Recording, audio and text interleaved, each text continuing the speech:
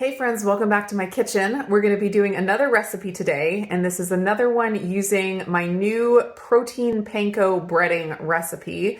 I did chicken strips with it on a video recently. I also did a short using it on halibut, like fish sticks.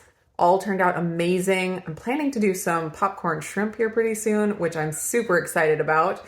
But this recipe is going to be for onion rings. I made some onion rings the other day to try it out, and oh my gosh, they were so delicious. The breading really keeps it crisp, and it's just like the perfect vehicle for like dipping in ranch or dipping in blue cheese or barbecue sauce or something like that. It actually tastes like starchy, even though there's no starch in it whatsoever. It's pretty much purely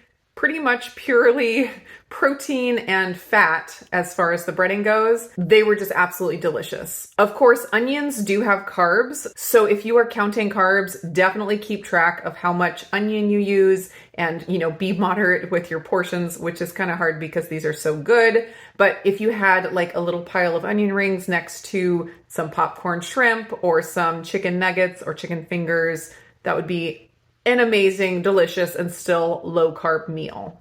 I have had some questions from people asking if you can mix up the breading mixture and keep it in the pantry just for ease of use. And the answer, I'm glad to say, is yes. I mixed this up probably a week ago. So I'm going to be using this mixture right now, but the recipe to make this, the ratio is 2 ounces of pork panko, which is about 60 grams, and then 10 grams or 1 tablespoon of gelatin powder, and then a half a cup or 40 grams of egg white powder, and just mix that all up. And the pork rind crumbs that I used had salt added, so just be aware if you have some that don't have salt added, you're gonna wanna add more salt to your breading mixture. I chose to just keep it unseasoned so that I could season it however I felt like at the time. And I'll show you what I'm gonna be using for the onion rings here in a second. So 110 grams is 1 recipe's worth of the breading. So I'm gonna try to just use that amount so I can give you an idea of how many onion rings that will make. So I'm just gonna get my 110 grams in my bowl here. If I have that much in my jar. Oh, I have 93 grams. So this is a little less than 1 full recipe. I need to mix up some more.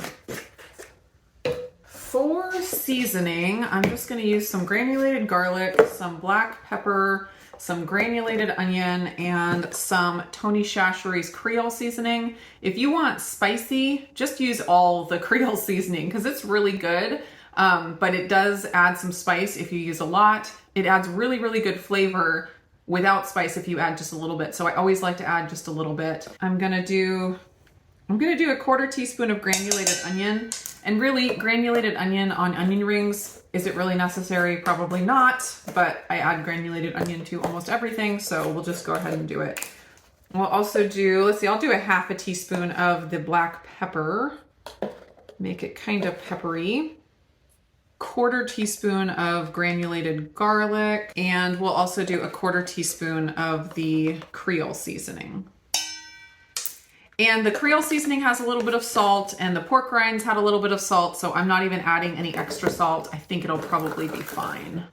We'll just give that a little mix, get everything incorporated. And then for my egg wash, I just do, I'll start with 1 egg. If I need to add more, I will add more. And just a dash of cream. If you want this to be dairy-free, you could leave the cream out or replace it with coconut milk, or just do like a splash of water in there with the egg. Although with the egg alone is probably fine, but for some reason I always add just a splash of cream, and it always turns out delicious, so why change? Just gonna get that beat up a little bit.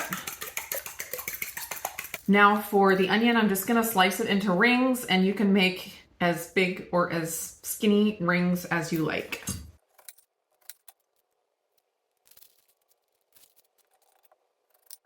Oh, these onions are making me emotional.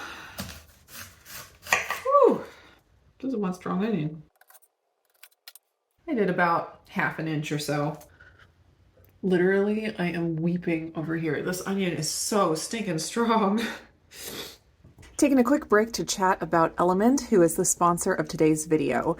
Element is an electrolyte supplement that I use every single day. I've been using it for many months now exclusively, and I have to say I continue to love it. Element's electrolyte formulation is science-backed, and it contains everything that you need and nothing that you don't. It's only sweetened with stevia and doesn't have any weird colorings or added flavorings. I typically find that I just need 1 packet per day to feel my best, but I will up it to 2 if I'm doing something strenuous. Right now, Element is offering a special deal to my viewers. If you use my link down below and place an order with Element for anything, you can get a free sample pack. That is an 8-pack that includes all 8 of their regular flavors for you to try. It's a great way to try all the different flavors to see which ones you like best, or if you want to pass it on to a friend to share the saltiness. To get this deal, just go to drinkelement.com/indigo. That's drinklmnt.com/indigo. Thanks again to Element for sponsoring this video. Sponsors really help me to continue to make content for free for all of you guys, so it means a lot when you support the companies that support me. Now back to the kitchen. You ready to head back to the kitchen? Are you going to come help me in the kitchen? Yeah? Okay. Before I start breading my onion rings, I'm going to go ahead and get my bacon grease heating up. I want to get a good amount of bacon grease because the more it can be like deep fried, the better. If you have a deep fryer, just use that. That's going to work fantastically. But I'm going to get a good cup or more of bacon grease here. I'm going to turn it on to medium high to start out while it's heating up. And then once I start cooking, I will turn it down to medium, because if I keep it at medium high, the batter will burn too fast. So medium or even just slightly below medium, I have found is the best for this breading to get a good brown on it, while also cooking, you know, the stuff in the inside. You don't want to burn the outside before the stuff in the inside is cooked through. So I'm actually gonna switch my egg wash to a big bowl because I'm just gonna toss everything in there first. And you guys saw this onion was, I would classify it as like a medium-sized onion. Not enormous, but not, I wouldn't say it's a small onion for sure. And I'm just gonna pour the egg wash on there and then get everything coated.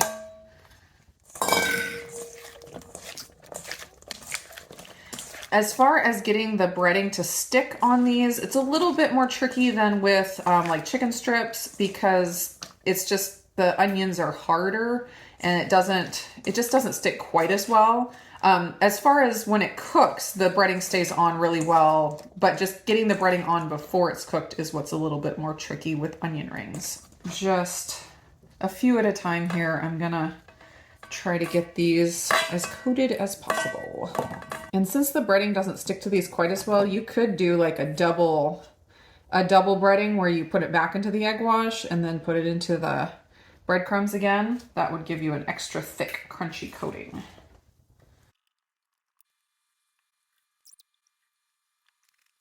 So I'd say that amount of breading was plenty to coat a medium to a large onion, because I still have some left here. Not a ton, but enough that I could have done a large onion with that amount. So you want your cooking fat to be just barely at the smoking point, not crazy smoking, just a little bit. And we're gonna just throw these in here. It's gonna probably take a minute to 2 minutes, probably a minute per side really, because you're not having to worry about cooking meat all the way through.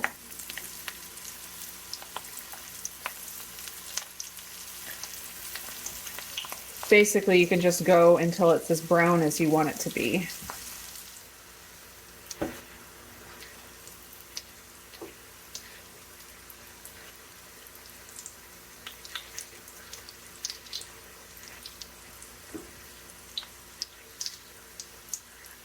It's been maybe 2 minutes total, maybe 3 minutes, 2 to 3 minutes, I would guess. But look at that. Delicious.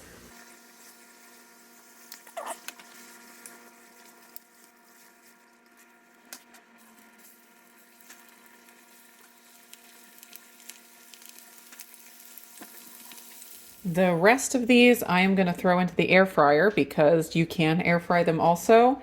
Both taste delicious. A little bit different, but both delicious. I'm using my Cosori dual blaze air fryer, so hopefully I won't have to flip these at all because it has the heating element on the bottom as well as on the top, so that makes it a little bit easier. I'm just gonna give these a quick spray with avocado oil spray, and then I'm gonna cook them at 400, and I will let you know how much time it ends up taking. Maybe like, that's the avocado oil spray I use, maybe like 8 minutes is my guess, but I'll let you know how much it ends up being. All right, so here are my deep fried onion rings. Just look at how perfect that looks. They keep their crisp even after they cool a little bit. Of course, if you put them in the fridge, left over, they probably won't be quite as crispy, but they keep their crisp about as long as a regular onion ring would. At least that's my recollection. And I love that these are breaded with protein. So you could call a serving of onion rings a meal because it's going to have plenty of protein, plenty of fat, a little bit of carbs from the onion, but you are also getting the protein, so you don't have to feel bad about having a serving of onion rings for your lunch. These little onion nuggets from the middle of the onion are so good. 8 minutes was perfect to get a nice crisp on these onion rings. See, look at that. Beautiful. So these look a little bit different between the two, but not that much. And they both taste super good. They're both super crispy and just delicious. Still totally shocking to me that there's no starch of any kind in here besides what's naturally occurring in the onion, of course. But as far as the breading, there's no starch. The powdered egg whites really give like a flour, starchy feel. I think the gelatin helps it stay crispy. The panko breadcrumbs, I mean, they taste great. They just provide a really good base, but the end breading doesn't get gooey like panko breadcrumbs alone. I think the egg white powder and the gelatin absorb some of the oil from the pork rind crumbs and just gives it that bready, starchy, floury mouthfeel. They're just so good. I'm loving this breading. I'm going to be using it for more stuff, so definitely keep an eye out for more recipes. I think, like I said, the next thing on the list is the popcorn shrimp. That just sounds so good. Also, you could do a coconut shrimp. It would be really, really good. So stay tuned for more. I hope you guys enjoyed this video. Let me know if you try this breading and what you think, and I will just see you in another video.